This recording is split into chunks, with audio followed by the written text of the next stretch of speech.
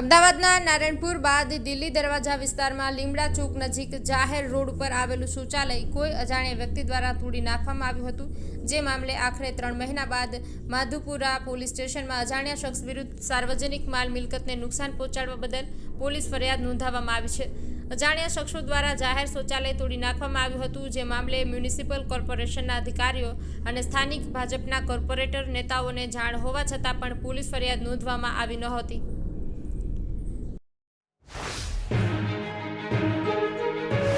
સચિન વિસ્તારમાં આવેલી શ્રીનાથજી જ્વેલર્સમાં 7 જુલાઈએ રાત્રિના સમયે થયેલી લૂંટ અને મર્ડરની ઘટનાઓ લાઈવ વિડીયો સામે આવ્યો છે। જેમાં લૂંટારાઓ જ્યારે દાગીના ભરેલા થેલો લઈને ભાગી રહ્યા હતા ત્યારે જ દોડી આવેલા આશિષ રાજપરા નામના વેપારીએ લૂંટારાઓને રોકવાનો પ્રયાસ કરતા ધડાધડ ફાયરિંગ કરતા આશિષ રાજપરા ઢળી પડ્યા હતા, જેનો લાઈવ વિડીયો સામે આવ્યો છે।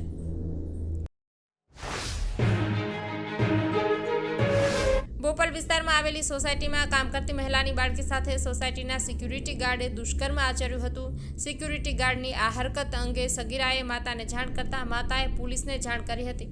પોલીસ દ્વારા આ અંગે ગુનો નોંધી તાત્કાલિક દુષ્કર્મના આરોપ સાથે સિક્યુરિટી ગાર્ડની ધરપકડ કરી છે।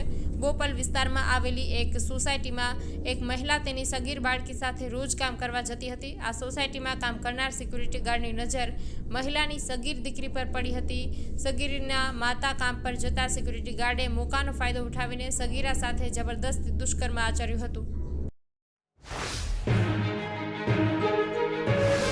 મુખ્યમંત્રી ભૂપેન્દ્ર પટેલે રાજ્યમાં માર્ગો, પુલો, હાઈવેની સ્થિતિની ઉચ્ચ સ્તરીય બેઠકમાં સમીક્ષા કરીને ચોમાસા દરમિયાન જ્યાં નુકસાન થયું છે ત્યાં યુદ્ધના ધોરણે રિપેરિંગ કામ કરવામાં હાથ ધરવામાં અને સૂચના આપી છે। ત્યારે વડોદરાથી ભરૂચ સુધીના નેશનલ હાઈવે નંબર 48 પર યુદ્ધના ધોરણે રસ્તાઓને દુરસ્ત કરવામાં આવ્યા છે।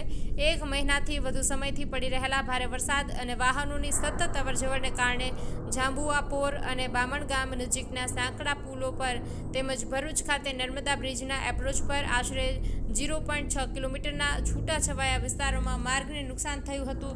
ત્યારે આ નુકસાનના સમારકામ માટે નેશનલ હાઈવે ઓથોરિટી ઓફ ઇન્ડિયાના PIU એકતાનગર દ્વારા સઘન કામગીરી હાથ ધરવામાં આવી હતી।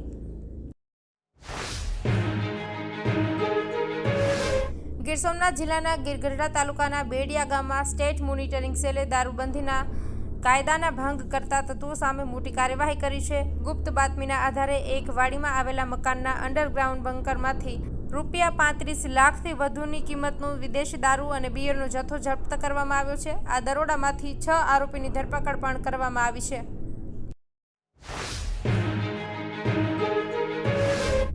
મોરબી મહાનગરપાલિકા દ્વારા વાવડી રોડને આઇકોનિક બનાવવાની જાહેરાત કર્યા પછી 6 મહિના બાદ પણ પરિસ્થિતિમાં કોઈ સુધારો થયો નથી।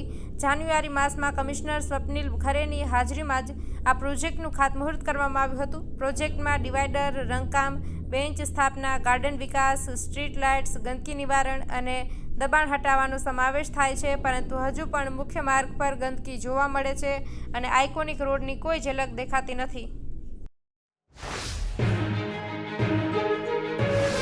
કચ્છમાં અષાઢી માહોલ પોતાનો અસલ રંગ બતાવી રહ્યો છે। જિલ્લામાં મેઘરાજાની મહેરથી નદી નાળા અને ડેમ છલકાઈ ઉઠ્યા છે।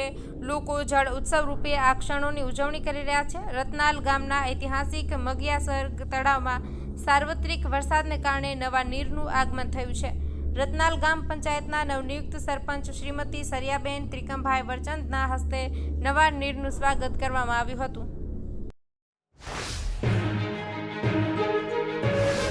મોડાસામાં અત્યાર સુધી 12 ઇંચથી વધુ વરસાદ નોંધાયો છે। સબયાર્ડ પાસે મદાપુર મહાદેવપુર ગ્રામ તરફનો રસ્તો ભારે વરસાદને કારણે ધોવાઈ ગયો છે। આ માર્ગ પર 10 ફૂટ ઊંડા ખાડા પડી ગયા છે।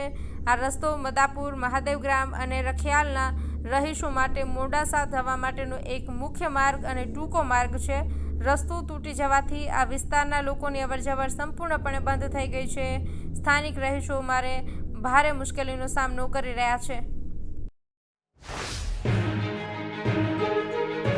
રાજ્યના હવામાન વિભાગે આગામી 5 દિવસ ભારે વરસાદની આગાહી કરી છે। ત્યારે સાબરકાંઠા જિલ્લામાં વરસાદી માહોલ વચ્ચે છેલ્લા 24 કલાકમાં ખેડબ્રહ્મા, વિજયનગર અને વડાલીમાં વરસાદી ઝાપટા પડ્યા હતા।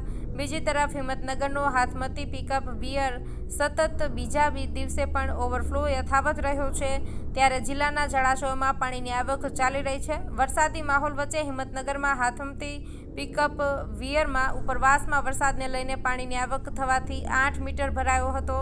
ત્યારબાદ સોમવારે વહેલી સવારે હાથમતી પિકઅપ વિયર ઓવરફ્લો થયો હતો, ત્યારે હાલમાં ધીરે ધીરે પાણી વધી રહ્યું છે। સતત બીજા દિવસે અષાઢમાં ઓવરફ્લો યથાવત।